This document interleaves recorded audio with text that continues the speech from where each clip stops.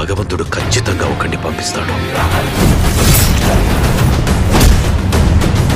ప్రపంచవ్యాప్తంగా సినీ ప్రియులు అత్యంత ఆసక్తిగా ఎదురు చూస్తున్న చిత్రాలలో హరిహర వీరములు ఒకటి. ఈ చిత్ర విడుదల గురించి జరుగుతున్న ప్రచారాలు, పెరుగుతున్న ఊహాగానాలు నేపథ్యంలో నిర్మాతలు అధికారిక ప్రకటన విడుదల చేశారు. అంచెలంచెలమైన ఓపిక మరియు నమ్మకంతో హరిహర వీరములు సినిమాకు తోడుగా నిలిచిన అభిమానులు, శ్రేయోభిలాషులు మరియు సినీ ప్రియులందరికీ హృదయపూర్వక కృతజ్ఞతలు.